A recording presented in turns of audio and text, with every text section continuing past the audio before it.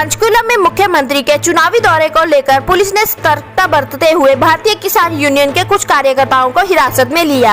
आज पंचकुला में मुख्यमंत्री के दौरे को लेकर भी कुछ किसान नेताओं ने मुख्यमंत्री के विरोध की रणनीति बनाई थी, जिसकी भनक पुलिस को लग गई और इसी के चलते चंडी मंदिर पुलिस के थाना अध्यक्ष दीपक शर्मा ने आज मुख्यमंत्री के दौरे से पहले ही भारतीय किसान यूनियन के जिला अध्यक्ष नरेंद्र न्यागांव, गुरमीत शर्मा, शेर सिंह ठरवा, बहादुर राणा ककराली को रायपुर रानी से हिरासत में लिया और कई अन्य किसान नेताओं को विभिन्न स्थानों से पुलिस द्वारा हिरासत में लिया गया।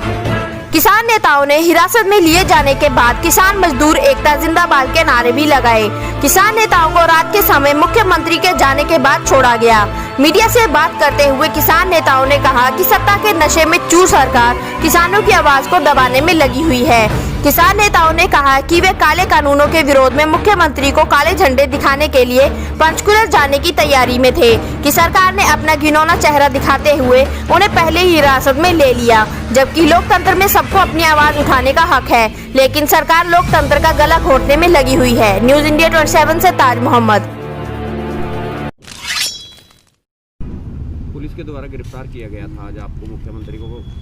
काले झंडे दिखाने का जो यूनियन का आपकी आह्वान किया गया था, उसके लिए क्या कहोगे इसके बारे में? देखिए, ये तो हम पहले दिन से कह रहे हैं कि सरकार की जो है दमनकारी नीतियों से किसान परेशान है। आज हमारा जो देखिए लोकतंत्र है, ये कैसा लोकतंत्र है। आज हमारा प्रदर्शन था काले झंडे दिखाने का और हमारे पास ना कोई डंडा था ना कोई सोटी थी। शांति तरीके से हम प्रदर्शन जो जितने भी हमारे हैं, दिल्ली में भी जो अपना आंदोलन चल रहा है वो भी शांतिमय तरीके से चल रहा है। ये हमें जो कि हमारा आज का प्रोग्राम था वो चंडी मंदिर टोल प्लाजा के पास एकत्रित होने का था, जो पूरे डिस्ट्रिक्ट पंचकुला के किसान जो कि हैं चंडी मंदिर में आने थे, पर इन्होंने 3 डिस्ट्रिक्टों की फोर्स लगा के अम्बाला, जमुनानगर, पंचकुला इतनी फोर्स गांव को, मानक्या गांव को और बहुत सारे काफ़ी गांव हैं इनको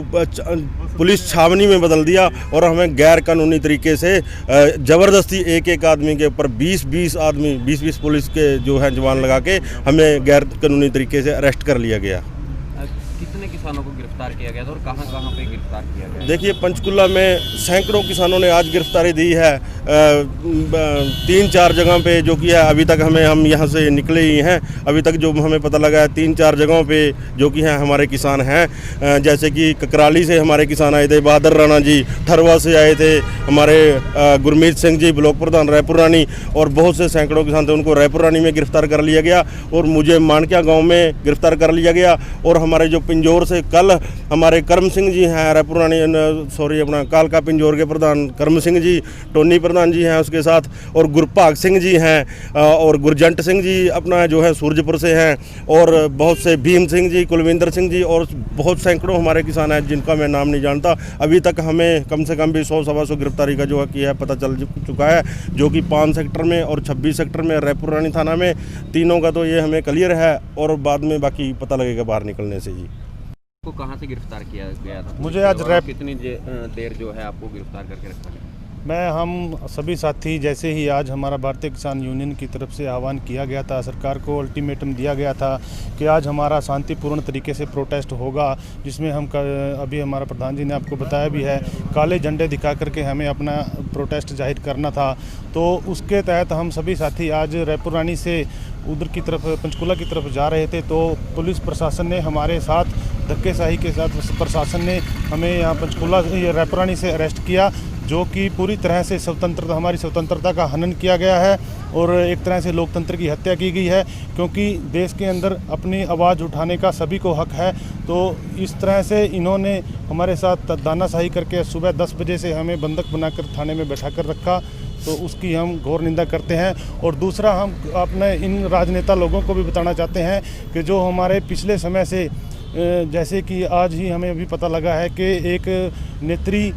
एक नेत्री पंचकुला की जो भाजपा ज्वाइन कर चुकी है मुख्यमंत्री के सामने, तो वो अभी कुछ दिन पहले हमारे किसान आंदोलन में आकर के ट्रैक्टर पर सवार होकर के हम किसानों का समर्थन देने का वादा करती थी और अपना बर्थडे भी हमारे बीच में सड़क पर बैठ कर के मनाती थी, लेकिन वो आज भाजपा का दामन थाम चुकी है। हम हम इनकी बिल्कुल पूरी तरह से बीजेपी और जेजेपी गठबंधन सरकार को पूरी तरह से किसान विरोधी सरकार इन्होंने साबित कर दी है। सरकार हमारे साथ सभी किसान भाइयों, कर्मचारियों के और मजदूरों के साथ पूरी तानाशाही तरीके से, आज देश के अंदर किसी तरह का कोई कानून नहीं बचा, ये पूरी तरह से तानाशाही रवैया अपनाए हुए हैं। सरकार का कहना है कि जो लोग विरोध कर रहे हैं वो विपक्षी पार्टियों के कार्यकर्ता हैं, आपका क्या कहना है इसके बारे में? मैं आपको ताजी आपको एक बात बताना चाहता हूं कि कोई भी आदमी किसी भी पार्टी से संबंध रखता हो, सबसे पहले तो वो किसान है। हम आपको ये बात बताएं, बीजेपी के कार्यकर्ताओं से भी हमारा अनुरोध है